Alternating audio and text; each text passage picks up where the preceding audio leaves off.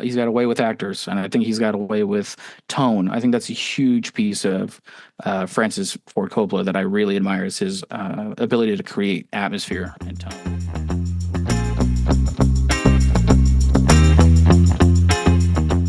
And we're back on the Indie Magazine podcast. Who are we talking to today?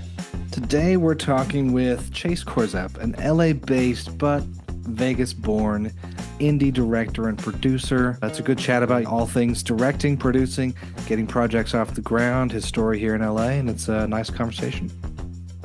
That's right. We got in contact with Chase through an early guest and one of the friends of the pod, Yoni Kessler. So that's fun. After we wrap up today's interview, stick around to find out what Madison and I have been watching lately.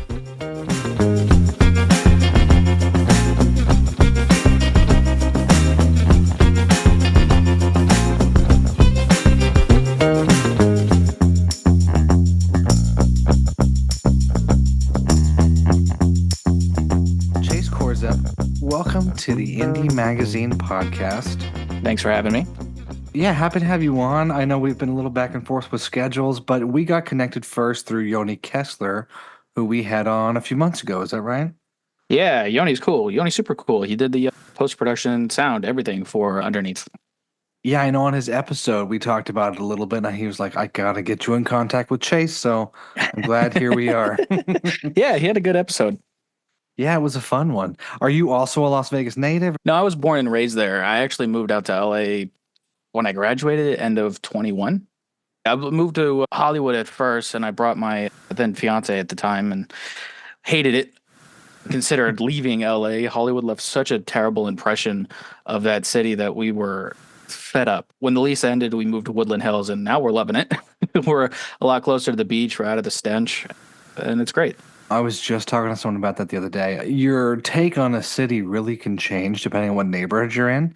I live over in Culver City. Before this, south end of Santa Monica. When I first got here, stayed at someone's house in Rolling Hills for a month. So I was like, this is the most beautiful, angelic city. I don't know what anyone's talking about. And then I spent some time on the east side, and I was like, oh, this is what they're talking about. Yeah, not for me. Not for me. Yeah, a little different. Happy that you stayed around. Yeah, Woodland Hills, not a bad area. I know a lot of people up there that really like it. Yeah, it's great. Are you missing Las Vegas much? Do you travel back very often? I go back to see my family, and I have a job that sometimes takes me out there, but no, I don't miss it. I miss being around my family. I miss growing up and having everybody that I knew and loved very close to me, but I left. My grandmothers left. My cousins left. So it's like people who are there now are my parents, all four, and my sister. I go back and I see them, but as for the city itself, no, I don't miss that at all. Yeah, we were just driving through. I went to a wedding in Aspen recently, and it was like 120. At least the car read. Maybe it was 118 outside. And it's a special person who can stay here their whole life. It That's is. for sure. I think the people that move there from other places will enjoy it, but I grew up there, and I have conversations with my wife about how it has such a small town feel. Everybody knows each other. Is not a place that you want to stay, or at least not a place that I wanted to stay, not a place that she wanted to stay.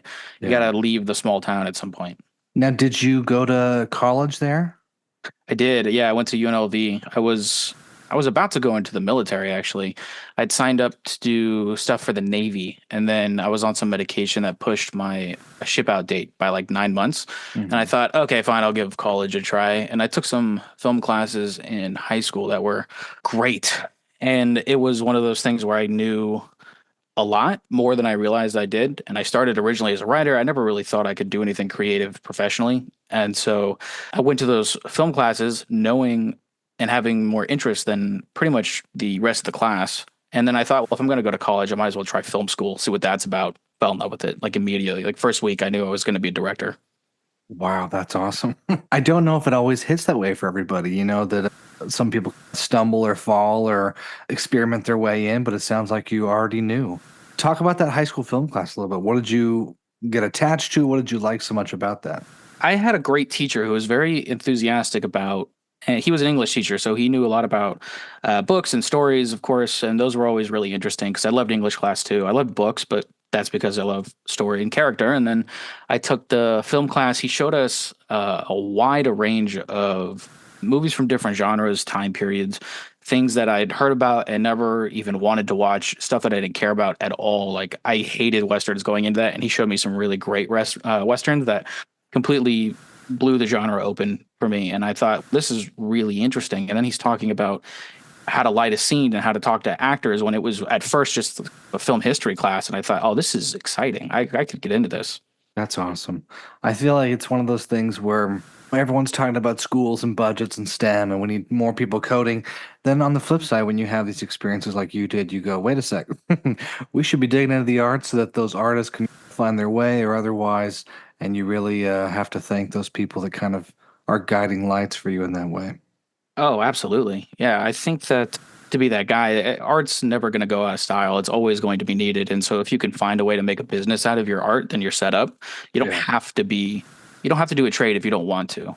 That's the default for people who can't figure out how to make business out of their art, or who aren't maybe disciplined or interested enough to really struggle through getting there. But art's never going to die. Film is never going to die. It's made it through 100 years of history so far, and so many pitfalls. It's going to be around forever. For sure. Yeah, with all the watching you did in that class as well as your film school, how do you feel that kind of shaped your interest from where you were maybe before high school, early high school, to where you are now? Honestly, it all goes back to the teacher, because the information was so great, but the teacher was so enthusiastic that he made me enthusiastic about it, which made it easier to digest. And like I said, I started as a writer, so I thought I wanted to be a novelist. And then that film class made me turn into filmmaking. And then from college, when you start to work, you go into like production one or something, and you start to work with actors or light a scene or something, and it all feels real. It feels tangible. It's not something that you're just talking about anymore. And I wasn't really that guy that went out and I shot movies in high school. Maybe I should have been, but I started that in college because it felt real and it felt accessible. What were some of those early stories you wrote in high school, college? What did you like to focus on, or what did you like about character then? I came in second place in this contest back when I was in second grade. That really started it. So I wrote this story about, God, I wish I could still find it. It was about this salmon who I found out at the time a salmon could jump out of the water. I thought that was super cool. And then I thought, what if the salmon had lost his ability to jump? And what does his life look like? Without understanding anything about Hero's Journey, I just wrote this entire almost epic about this fish who's got to travel across the ocean and meet all these people and attempt to get his jump back in order to survive. That was all colored in and hand drawn like a picture book. One second place. And so that, I think, unknowingly put me on Hero's Journey. And then by third grade, I remember we're doing our history lessons, and 300 had come out back in 2007. Yeah. My mom took me to go see that movie in third grade, and I loved it. I fell in love with it. I thought it was so insane, and I immediately gravitated towards Hero's Journey and the travel movies and these characters who are really strong, who either lose or win at an extremely heavy cost. And so that's been guiding me all the way through to now. And I think when I was in high school, I was writing things that were horror. I don't know. Maybe that's just like the moody teenager thing to do, is to write things that scare you. And even those were large and interesting. And some of those I'd like to maybe revisit, but I don't know. So it's really, for me, it's all about Hero's Journey in a more complex way. Wow, and at such a young age, having a natural inclination for story. I'm glad you pursued it, because it feels like sometimes you watch a movie and you go, what was this writer thinking? And on the flip side, when someone who has that innate knowledge and sensibility, it really helps to shape a story in the right way, whether it be a short film or a feature film or a 10-episode series. Oh, absolutely. Yeah. It's hard. The more that I get into this, and the more that I see what the professional world is like, and the more that I see what working filmmakers do and how they work, it's hard to place blame on any one person for a movie or a TV series ending up terribly, because there's so many processes and there's so many people who get involved and then change things a little bit in their direction. And then by the end of it, sometimes it's not even recognizable. And they say that you cut the movie 3 times. You edit it when you write it, you edit it when you shoot it, you edit it when you edit it. It becomes a different story in a way. And for a writer, if you're just writing, that's your only thing. The only thing you can do is present ideas and maybe have a masterpiece work. And then it goes off to a producer who might want to change something, who takes it to a director who might want to change something, who takes it to the DP when they shoot and the actors and they want to change stuff. And then it goes to the edit, and then it goes to the executives and the producers again who want to make decisions on the edit. And it's like you hope that the core of your story is retained. That's a good point. Yeah, and a good distinction there. I think I always try to discuss with my friends, whether they just be outside of LA or maybe just not as aware of the process, that, yeah, it's not only one person's problem. I know I had some friends here that had worked on The Last Jedi. Not Last Jedi. Oh, yeah. What was the final one? Rise of Skywalker? There we go. Rise of Oh, Skywalker. Jesus Christ. Dude, that movie ruined my birthday. That came out, I saw it for my birthday in like 4D or something in Vegas. My fiance took me because I was so excited to see it. And it ruined my birthday. It was the worst thing that could have happened to me. I hated that movie so much. It ruined my night. That's probably, one of my saddest viewing experiences, to sit there as a huge Star Wars fan. Okay, let's wrap up this trilogy. And it was so rough. And I will say the people that I knew that had worked on it said they were at the screening, the premiere. And this is one of those, whatever, friend of a friend stories. So I've already told it enough. It's going to become legend among my friends. But they said they saw J.J. Abrams sitting in the theater, head in his hands, maybe some tears coming out, and he was gone out of the theater as soon as it was done. Because what he had told his friends was, he says, that's not the movie I cut. That's not what I turned in. That's something completely different. And just knowing that's what could happen to a story, or 2+ months of filming, whatever it may be, and it's in someone else's hands, you really have to be pragmatic, and you can't be too precious, it sounds like, because what's in someone else's hands. No, but also at that level, you're putting it into the hands of people who are untalented and with poor taste. And that's where you get Rise of Skywalker. On a lower level, if you are a director that doesn't have final cut and you hand it back to the producers, you hope the producers have enough filmmaking experience or at least taste to take care of the film. So even if it's not exactly what you wanted, or if it's not even close, maybe it's still good, but you're handing it off to corporations that'll just butcher it because they need money. But somehow that's the dream, isn't it? At I don't some know. level, for some I brought people. that up. I brought that up to I have this friend who, he's a really close friend of mine. He became like a mentor to me out here. He's a working director. And so I told him that I think my goals have changed, because I originally came here. I wanted to make movies. At first, I wanted to just make a living making movies. I wanted that to be my primary source of income. And then it was like, great, if I can establish that, then maybe I can do studio pictures, and then maybe I can be a tentpole guy. And he's like, you don't want to be a tentpole guy. And I was like, I do want to be a tentpole guy. What the hell are you talking about? He goes, no, you don't. I'm thinking maybe he's right. There's only so many Christopher Nolans out there or something, or the modern Christopher Nolan, but not a lot of people get final cut. So if you go to do a tentpole movie and you get killed, like, I didn't even know that about J.J. Abrams. I thought he just made that piece of shit movie, and I was like, I don't know what he's doing anymore. But he's got a whole filmography under his belt of pretty good movies. Not like amazing, but they're like pretty good. They're good. They're essentially J.J. Abrams movies. And that one felt so off. And maybe that's what he means. If you get that big, you just lose power again, and then that's attached to your name forever. Ugh. Yeah, it makes you definitely reconsider those priorities. With that in mind, who are some directors or writers, people that you look up to that maybe aren't these tentpole fellas? You got me there, because there's not many. I'd look to or tentpole people, anyone who you really look up to, and you're like, oh, I would like to have a career like theirs. Yeah, that's actually a great question, because when I look at filmmakers whose career that I want, I'm looking at people like Gore Verbinski. I'm looking at Denis Villeneuve, James Cameron, even though I don't have like a special effects background, but the guy that's just able to make these great movies that feel very large. That's what my brand is becoming, and that's what I want it to be. And that's the idea of this production company I just started, is to make large films that have scale and feel epic and feel like you're totally enveloped in a world. And that's what I love out of these filmmakers that are able to create a world with Dune or Pirates of the Caribbean or Terminator or Avatar, Jesus. But that's what I want to do. And so I look at also I was studying Francis Ford Coppola. So I just read this book of his, and listening to how he got started, his graduation from UFC, and George Lucas working with him. And I thought, wow, that's great. I want to have a career like that. And all these terrible things happen to him, and he's losing his production company consistently and churning out movies that are either going to win 5 Oscars or flop completely and decimate his career. And I thought, okay, maybe not.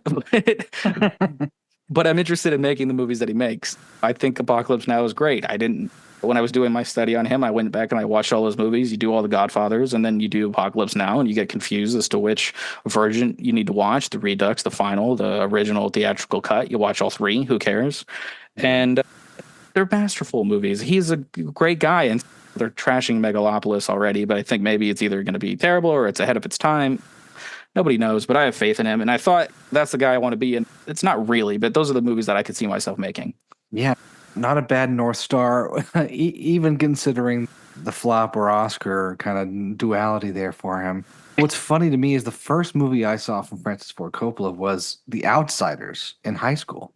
Maybe it was middle school. Great movie, and also it's weird to think of that movie beside The Godfather or Apocalypse Now and be like, that's the same director? Yeah, okay. I know.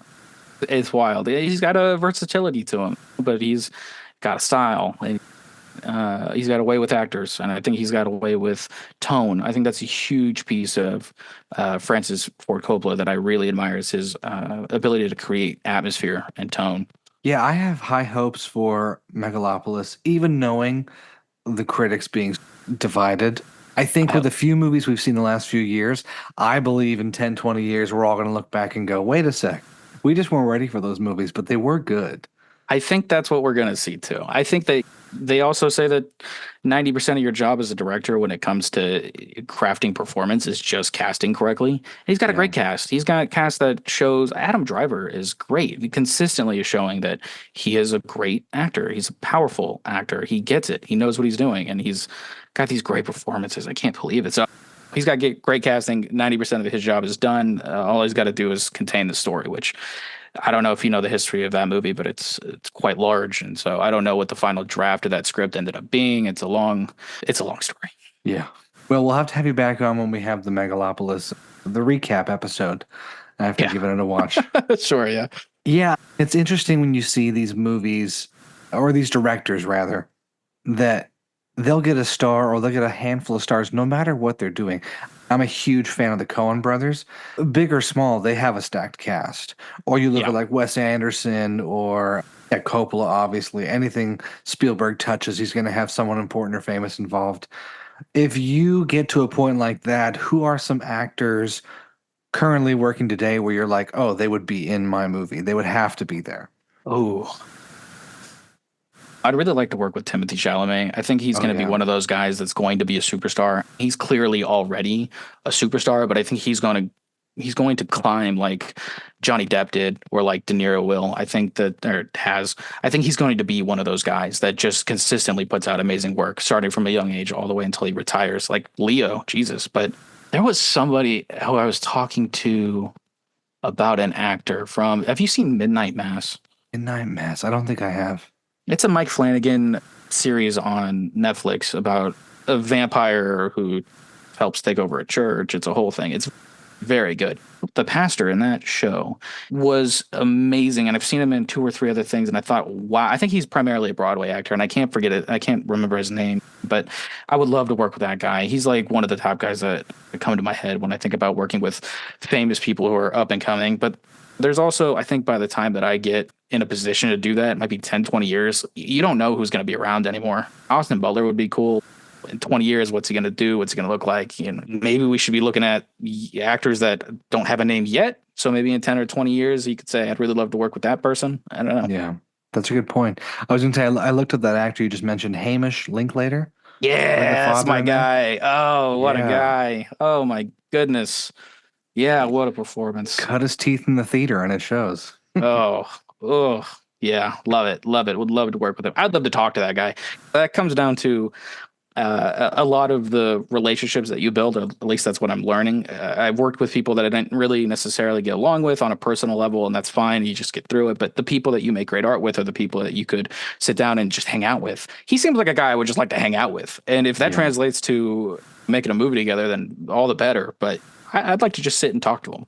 Yeah, I was listening to a couple interviews recently with John Goodman and with Steve Buscemi, and they both said similar things about the Coen brothers before doing Big Lebowski and then Raising Arizona and everything else they've been involved with.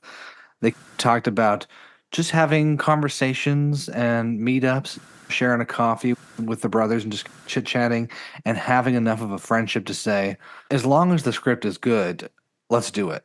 Oh, absolutely. That happens across the board with Scorsese and De Niro, Scorsese and Leo. They're not the only two examples. There's people that you just consistently want to work with, and you fit them in how you can. Or sometimes, like Killers of the Flower Moon, you just reshape the entire narrative so that you could work with that person, and it just makes for the best experience, which ultimately makes for a better movie. Definitely, definitely. And that's something I don't think we talk about enough. Maybe for folks not so in the industry otherwise. You watch a movie and you're like, oh, people did this. But you have to realize there's friendships and competing egos and schedules and things like that really can muck up a movie in more ways than one. Anything could derail a movie. Anything. Like, there's so many problems that I didn't even know could be had. I never even considered until I started making them. Like, lunch could be late, which means your crew's upset, which means they don't work as hard or they're not as passionate about what they're doing, which means you lose a shot, which means you might lose a day. And it all stems from something as trivial as lunch. Lunch order's not being correct, lunch order's not getting there on time, or lack of prep or over prep. Like, you never know. Anything could happen. Yeah. Now, do you see yourself primarily as a director these days, a writer director, or do you enjoy producing as well? That's another good question. If I'm in a perfect world, I would just be asked to direct, but I don't live in a perfect world, and you have to write your own projects at the start. And because I started as a writer, I think I have a natural inclination to write, and I think that a lot of directors come in and do a rewrite anyway. And that's the position that I'd like to be in. I'm in the middle of a bunch of features and some shorts, and I have to write a lot of it. I don't want to write a lot of it, and so I have help from other writer friends that kind of carry the load for me a little bit, but I don't want to do that. I just want to direct it. But you can't really do that at this level. So you have to put on every hat. And that's part of, I think, what makes a good director is knowing at least the experience of what it's like to do every job so that you can foster that in the crew when you go to make something else. And yeah, I direct. I also write. Like I said, I'm writing all my own stuff right now, or a lot of my own stuff with other writers. But I also produce my stuff, and then I produce some of my friends' stuff that I really enjoy working with, or that I think the project's really great. So I try not to, but I will. I think that's just part of the process. And I think that if you're really passionate about making movies, you'll get the movie made. However, whatever it takes to make that movie, and then you get a title slapped on after that based on the responsibilities. But your responsibility is to make the movie, which I don't know. That kind of falls under a few different hats. For sure. Do you see yourself more as like, I know there's multiple different types of directors. There's directors who have the visual aspect as well, who can really set up a shot, storyboard things out and say, we're going to have this camera angle to this camera angle, or are you one who maybe leaves that more to the DP and you focus on different aspects? I've worked with directors who come from a cinematography background, and so they know exactly the feeling that they want to evoke. And so when they come from that cinematography background, it's a little less to them about which camera angle as much as it is about like what lens and how are we going to paint this scene with the light. Yeah. I know pretty much exactly what I want when I get to set. Like, I have conversations with the DP, of course, prior to showing up and setting up a shot. I'm not so picky about how they set up the shots. If I ask for some sort of profile or a single or something, I trust them to set it up. And then when they ask for my opinion, I'll give a little adjustment. For the most part, that's their thing, and I let them do that. But I really enjoy working with actors. That's one of my favorite things to do. And at first, which is so interesting, and this tends to happen with me, I hate something so much that I end up loving it. I was so intimidated to work with actors, and now it's like one of my favorite things.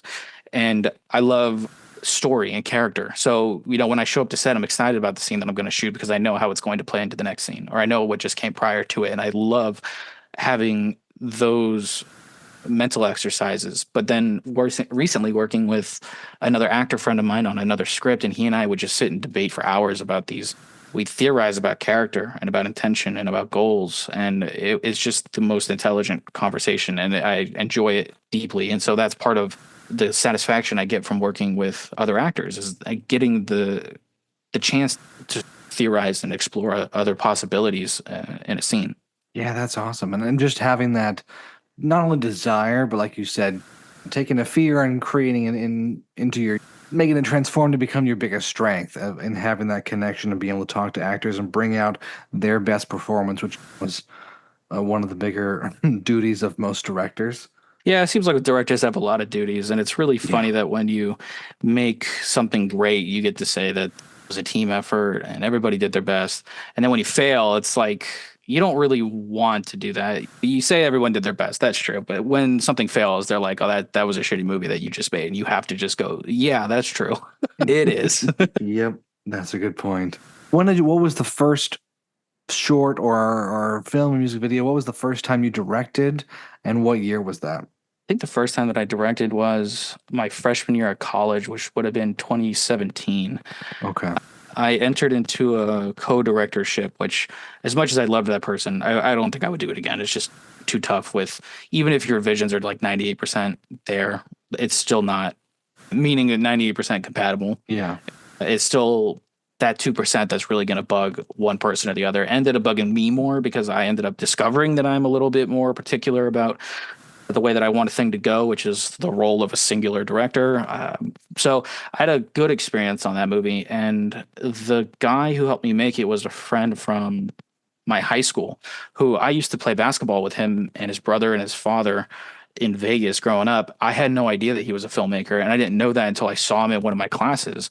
And so he and I were talking, and he goes, "Well, you should make something." And so we talked about what kind of movies we like and what we're going to make. And so me and another friend who ended up becoming the co-director just wrote a script out. We liked it and he liked it. So we're like, okay, we're going to shoot it. And he put money behind us. He got us equipment. He helped us cast. He did the whole thing. He really produced it. And then he ended up shooting it. And it wasn't like a phenomenal movie, but it was pretty good for a first one. I was actually pretty proud of it, and we got a lot of really great stuff out of one location before we were kicked out hastily due to a faulty connection, and so we couldn't even finish the movie. We had to reshoot the whole thing, which sucked. Oh my but gosh. The stuff that we got from the original location, if we were able to make that, which we had 70% of it, it would have actually been a pretty good movie. I would have put that into festivals. Yeah, I was going to ask you, with these short films and what you're doing right now, where do you see as the best avenues? Is it festivals? Is it on YouTube? Do you wish there was a streaming service for shorts? What do you see there? I had to do a lot of learning on this past year. So I think one of my first experiences in the festival circuit was through producing. I produced one of my buddy's horror shorts. He wrote it. I got a friend of mine to direct it, and we made a great movie.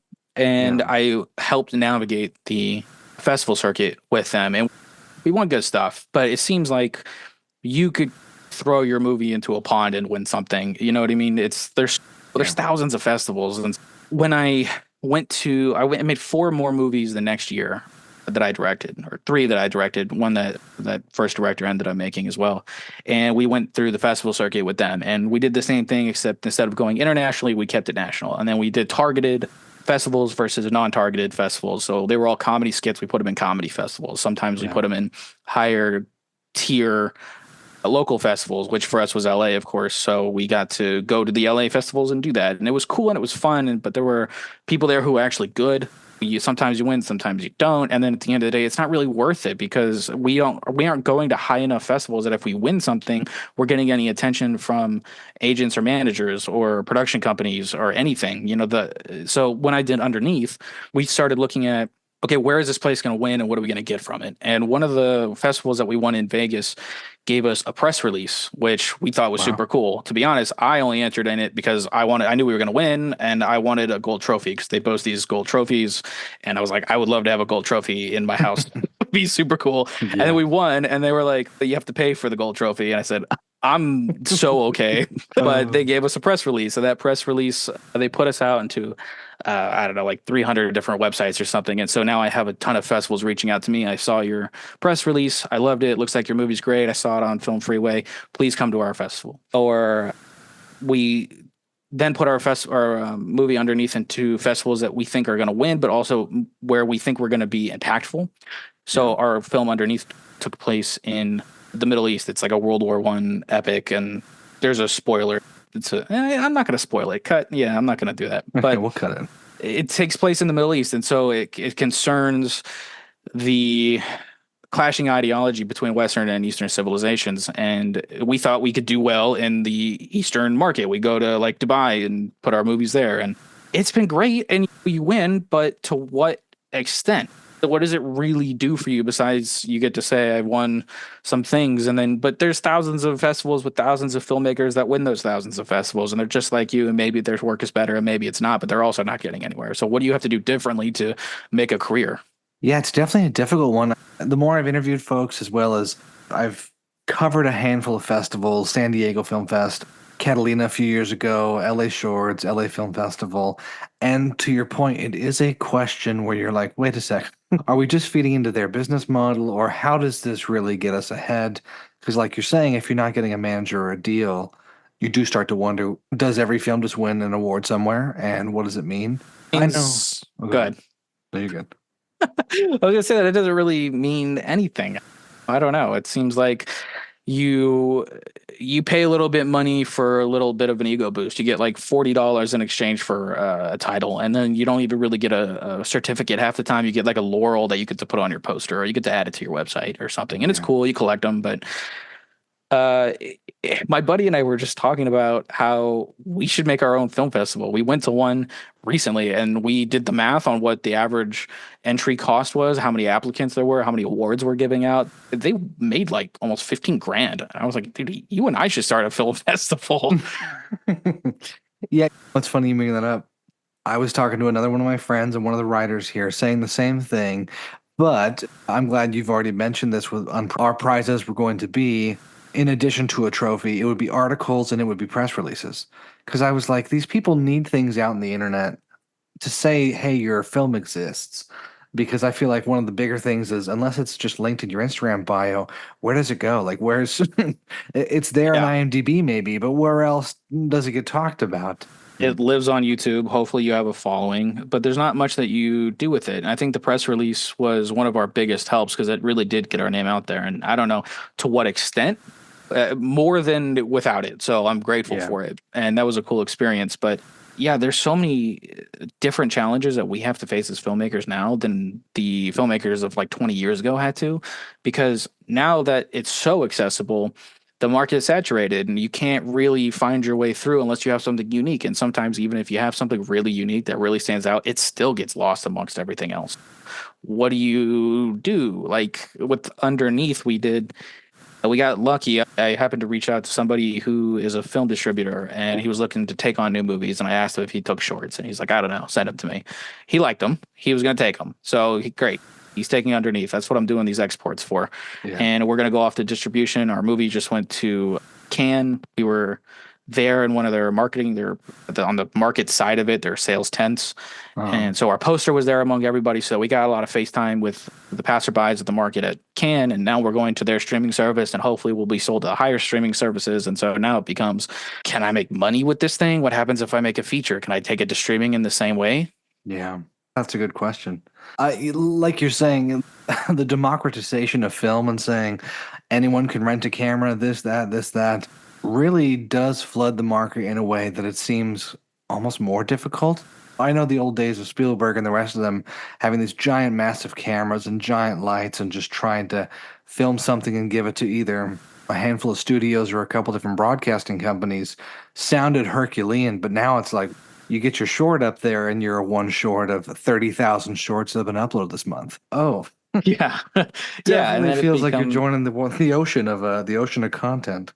It's exactly right. And so all you have to do is hope that you make a good enough film. This is what I think I'm going to do going forward, and what I think I've figured out of this last run is that I need to make a movie that's good enough to get accepted into the higher end festivals, films that are like Oscar qualifying, IMDb qualifying at least, and then win those. And then once I win those, maybe something else comes of it. Because I have conversations again with another friend who says that one of the guys who's doing, I think, the new Evil movies, if I'm not mistaken, he just had a feature that came out, prior. That feature got him the Evil Dead movies. Prior to that feature, he had a short that won at the film festival that I actually got accepted to, and hopefully we win in September. And it starts with one good short at one good festival, or at least gets nominated for something or something, draws a lot of attention at a very high quality festival, or at least a high quality festival. It's not like the big three. I'm not going to Sundance with it or anything, but like if I can work to that level, then maybe I'll get noticed. So maybe that's the secret. Maybe that's what I'm missing. Yeah, my friend and I were working on things ourselves and pitches, and one of our guiding lights is David F. Sandberg, Sure, who directed Shazam, and yeah, that was his story. It was just a ton of shorts, one really horrific, or maybe two horrific movies. I think it was Annabelle Creation and one other one, and that's all it took. Someone was like, "Oh, he's got a vision. Okay, Shazam." but also you have to think about how many people he knew besides that. What was his network like? Did he have friends that were producers that introduced him to other people, the better producers or to executives that he could pitch to? Like, how did he even get in the door? Because sometimes it's not even enough to have a good short film. Yeah, looking at his IMDb, it was 13 years before his first credited work, directing like some animated episodes of some TV shows. So yeah, 13 years later, he directs Shazam. So it is one of those 10-year long overnight successes that everyone loves of, oh yeah, this guy just came out of nowhere. Yeah. How about 17 years out of nowhere? Yeah. And I'm also curious as to those directors who did they make a living prior? If he's doing TV episodes, I'm sure maybe he was comfortable. But at least where I am now, I'm thinking I've got shorts. I've done shorts. I can try to get attention and then hopefully go and build a feature. But now I've got a mentor that's helping me build these features. And so I can go shoot one with him. Great. Now I've got a feature. He's showing me how I can sell it and make money off of it. And then I can do that for a little while and float myself, basically turning it into a living. And so that's where I have to work towards is once I can make it a living, or I can make something substantial out of it, or I can grow my company large enough that I'm successful in my own right. How do I then take it to the next level and then go do studio pictures? And then the next level after that and do tentpole pictures. And then hopefully get my name printed in a book somewhere. Yeah. Working towards it. That's the game. Just always working towards it. Yeah. Yeah. I know you talked a little bit about it underneath, and we'll link in the show notes the IMDb, but is it somewhere right now that people can watch it? Is it on Vimeo? It is on Vimeo. Yeah, it's on Vimeo. It's on my website. My website's got all my movies. I've got a production tab that people sometimes miss. It's a producer tab, excuse me. So you can see all the movies that I produced as well that are good, that have won awards. But yeah, you go to my website, you'll see the awards, you'll see the director's page with all my stuff, and underneath will be there. Perfect. We'll have that link there. And then I was just going to say the last thing. What are you working on right now? I've got 5 going right now. They're all features. Oh boy. And so what I'm trying to do is get all these things ready so that if somebody came to me and said, "Do you have a project?" I could say, "I've got 5 across a couple different genres." But what I'm most excited about, I think that is going to happen this soon, is this treasure hunting movie, which is what Underneath is. So that's why I'm so excited about it. Is like Underneath was a treasure hunting movie about the desert. It was kind of Lawrence of Arabia and Indiana Jones a little bit. And so this movie is, there's a book called The Alchemist that I just read that I loved. I fell in love with it. And so my director friend, my mentor, Matt, he's got this script that's in the vein of it. And so he and I are workshopping the script right now. And hopefully we'll go down to, it's undecided, either Brazil or to Spain later this year and shoot it. And then, and it's so good. It'll be so much fun. It's another real treasure movie about going to a foreign place and discovering things about yourself and the local people and the enemies and allies and the whole thing. It's so much fun. That's fun. And does that have a name yet or a working title? Working title is Follow the Sun. Follow the Sun. Okay. So keep an eye on that keep an eye out for that on your website. Real last question. In 10 years, in 20 years, I know you mentioned Francis Ford Coppola. Let's just say in 10 years. Well, what do you hope to be doing in 10 years and where do you see yourself? I like that question. It's something that I was thinking about just this morning because I started my company, I think, last week. And so I sat down this morning and I thought, what are my goals for this company? Do I want to just use it as I'm using it right this second as a kind of protection against taxes and a way to build my own name and brand? But what I really want out of that company is that I want to be able to scale it. I want it to feel as massive as A24. I want to be able to have sound stages and rent equipment out and produce my friends' work and do all of that while directing my own movies. So in the same way that Coppola was able to do Zoetrope, I hope that I'll be able to do the Odyssey Motion Picture Company like that in 10 to 20 years. How old am I? 25, 35? Yeah, let's give it 20 years. That sounds good to me. That's a healthy goal, and I hope for everyone listening who's interested in becoming a director or writing and wanting to get projects off the ground, they've taken some nuggets from what we talked about today, but also just to know someone else is in the trenches doing it as well. And like you said, you have 5 projects going right now. It's good to stay busy and to keep your foot your feet to the fire, never slow down, and enjoy it as you go. Absolutely. Yeah, if you've got the energy for it. But here's the thing, if you've got the passion for it, I think you'll find the energy for it and you'll find the time for it. But it's just about how much do you want it. And there's no better way to end the episode than there. Chase, thank you again. And like I said, we'll link your website and Instagram and things like that in the show notes for all those who are interested. And we'll catch up with you again soon. Yeah, thanks for the time.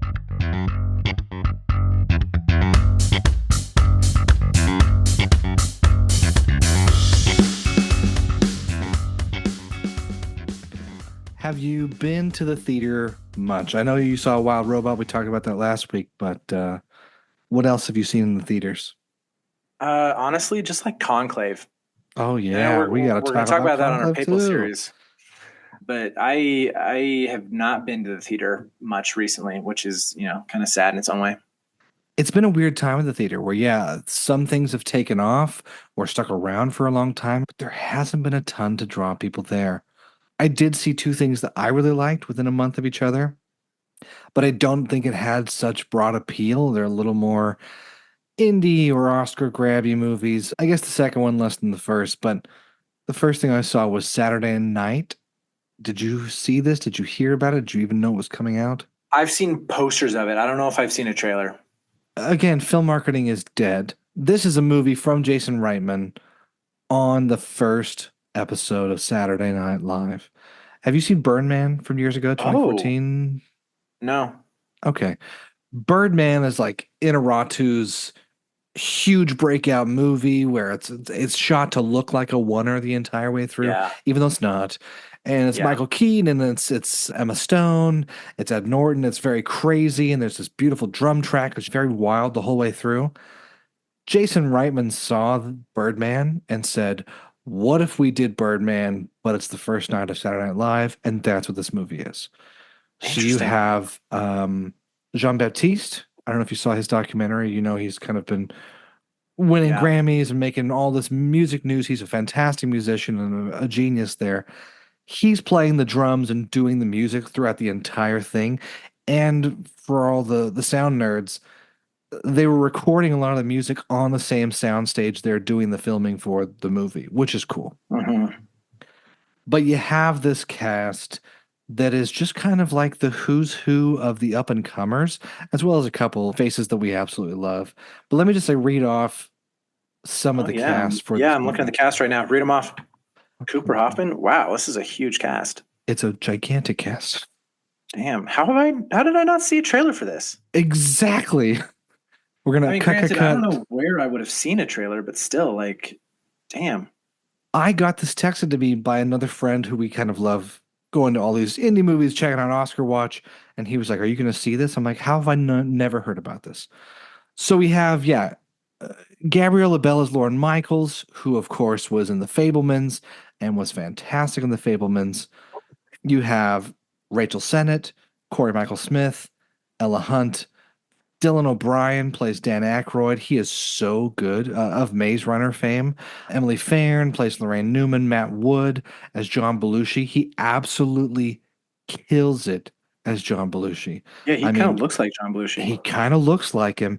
And you're watching this, you're like, is that the spirit of John, this man? And I know Jim probably has some things to say about it, and that's totally fine. I think for this performance, he just does such a good job. Lamorne Morris from New Girl. I know you're a fan of New Girl, right? As Garrett Morris, he's great.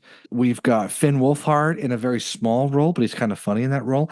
Nicholas Braun, cousin Greg from Succession, plays 2 roles, and he kills it in both. He plays Andy Kaufman and Jim Henson, which also to me, I had no idea Jim Henson's Muppets were part of Saturday Night Live. Is he in makeup or something, or is he just playing 2 characters? Jim Henson has a beard. and looks like a hippie, and you see him with his Muppets, and he's kind of trying to talk to Lauren the whole time. Now, Andy Kaufman, have you ever seen The Man on the Moon with Jim Carrey? No. Okay, Jim Carrey plays Andy Kaufman in this absolute wild biopic on crack. That like Danny DeVito and him were fighting, all this crazy stuff. Anyways, it's a great movie if you want to learn all about Andy Kaufman. But Andy Kaufman's a wild character, so he shows up on set and then disappears and shows up and disappears the entire show. That's kind of what Andy Kaufman did. So Nicholas is able to play both these characters with no issue there. Yeah, Curious. Cooper Hoffman. Then there's some surprises that I will spoil. So if you want to be surprised, pause and just cut 2 minutes. Okay, J.K. Simmons is in it. Willem Dafoe is in it. What? Matthew Rhys plays George Carlin, and he's an amazing George Carlin. He nails him so well. Anyways, I could keep going. It's just so good, top to bottom. Now, a lot of people who saw this movie again just thought it was a little full of itself, a little boring, a little long. It is a little of all those three things. But if you love Saturday Night Live, or you had parents who love Saturday Night Live, this is a fun play-like movie where it just moves the entire time. You never really get too many minutes to sit and think. And I think it captures the essence of who these people were. If you understand it's a fiction and it's just telling a fantastical story of the first night of Saturday Night Live, not a full factual documentary representation. And it's shot like a oneer, right? It's shot like a oneer. There are some cuts here and there, but it's very much the camera's following Lorne Michaels the entire time. You want to see what Lorne's saying, and that's how the show's going to come to be. They definitely cut out some people who are actually instrumental in the beginning of Saturday Night Live. There's still some beef between Lorne and Dick Ebersol and all kinds of other people. All I'll say is, if you're a fan of SNL, if you're a fan of great performances, this is a fun one to watch. Oh, and Rachel Sennett's in it. And Rachel Sennett, if you're listening, I would marry you in a heartbeat. We're in a tag. Hashtag Rachel Sennett. We'll make sure she sees this. Yeah, please. Either way, Saturday Night Live. Yeah, go see it. When it hits streaming soon enough, you'll have to watch it there. Cool. What have you been watching not at the theaters? So I just finished Agatha All Along. Oh, fun. Okay. Which is Marvel's newest series that was on Disney Plus. I thought it was really well done. This is kind of the sequel series to WandaVision, which I think is one of Disney's best television series that they've done. Did you watch WandaVision at all? I did. I really liked WandaVision. Maybe not to the level everyone else did, but I thought it was great. Yeah, very creative, like immensely creative in its approach to storytelling. And so this is like, there was that character, Agatha, she was the villain all along, blah, blah, blah, whatever. And so it's picking up the thread from her. She got her powers taken away by Wanda, and she kind of was put under this illusion that she was someone else, and she was still in Westview. And basically the story is Agatha is under this enchantment, and she is broken out of the illusion by this teenager whose identity is a mystery, and he's played by Joe Locke, who's another one of these up-and-comer young actors. And they form a coven with 3 or 4 other witches, and they go what's they called in the series the Witch's Road, which is kind of this mystical path that will lead you to the thing that you need the most.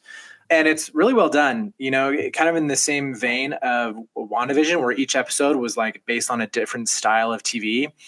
On the Witch's Road, they go through different trials, and each trial is themed differently. So like one was set like in the 80s, one was like it came out of a like a magazine, like an East Coast magazine. And then like another one is kind of medieval, where they're in like an old castle tower. And so the costuming changes with each episode, and so well done. And it was kind of a fun and engaging story, with some twists and turns. I think the third to last episode, I think had like a 9.2 rating on IMDb, which is, wow. I don't know if it still has that, but it is, I'm going to check it right now. Yeah, right now. Episode 7 is a 9.2 on IMDb, which is that's a really good score for a TV show. Yeah. But the writing is well done. I think Aubrey Plaza's in it, and she just hams it up in her role. You can just tell that she's just enjoying cackling and screaming and flying around on a broomstick like she was born for it. And of course, being Marvel, it also sets it up for more to come, which is really well done. But in comparison to some of Marvel's other shows that they've had, I think this one really sticks the landing and is pretty quality all the way through. I saw that Out Magazine had called it the gayest Marvel project yet. Do you Oh, think that's true? absolutely. No, it is. It is absolutely, because not only is Joe Luck famously, I think he's in Heartstopper, which is, a very queer story.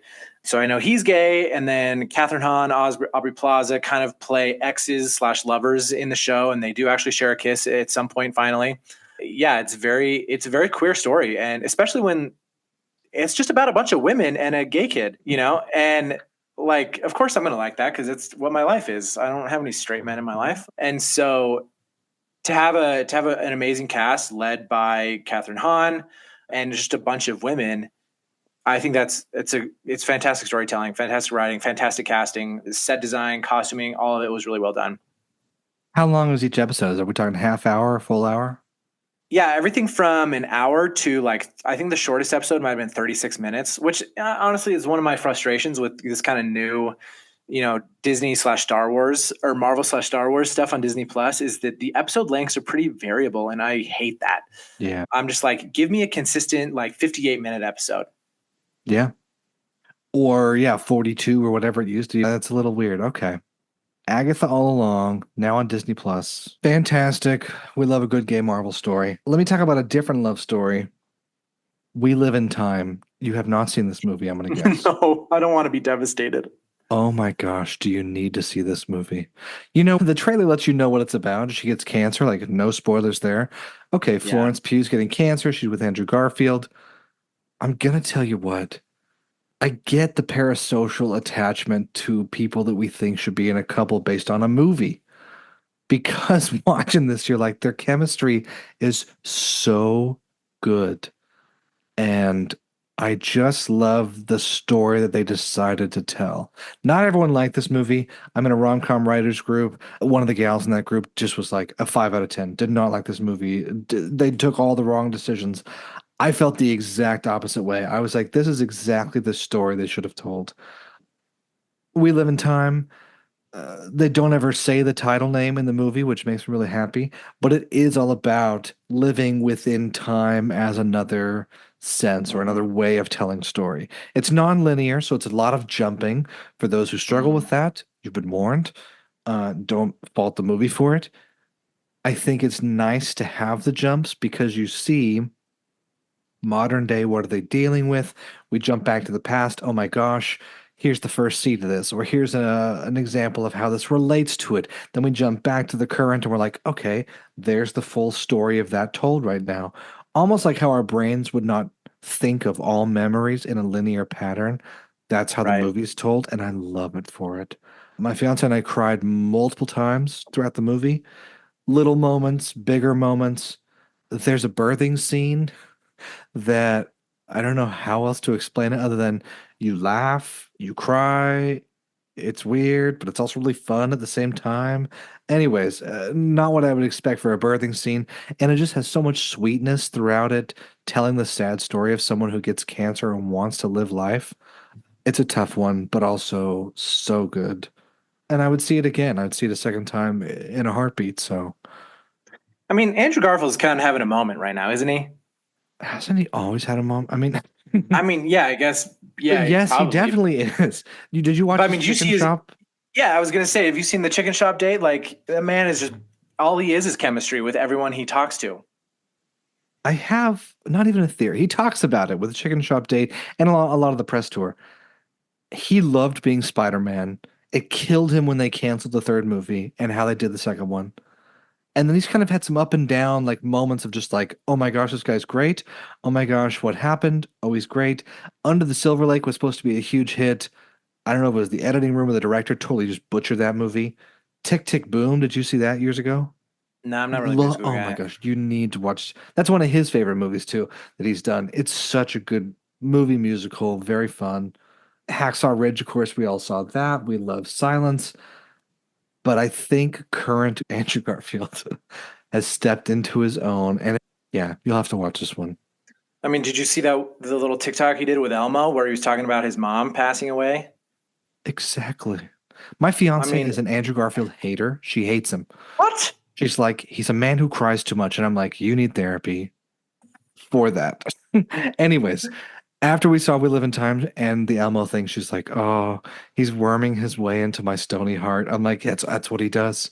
Yeah, I just think Jesus.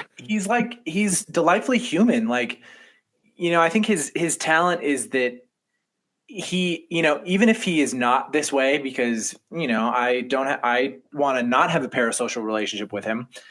He makes me believe that he's a good guy, that Yeah. he's actually like really grounded and down to earth in ways that I don't think actors are. And I'm like, I think this would be a fun guy to go get a drink with and like to go get dinner with and just talk with. Like, I think it would be Yeah. enjoyable in a way like that. I'd be going to get dinner with a friend and not with just like some, big shot Hollywood person. Like he's good at convincing us as the audience that he's a real person. He's a real guy. And he's so real in his roles. And then when you see the interviews, you're like, oh, he's real again. Yeah, like you're saying, he's just goofy. And he explains in the chicken shop date and everything else. He's a lot more introverted than most people would think he is. They shot a lot of We Live in Time in the city, township, and part of the UK that he grew up in, which is kind of fun to see. You're like, oh, in his backyard, he actually has an emotional response to the place he's living.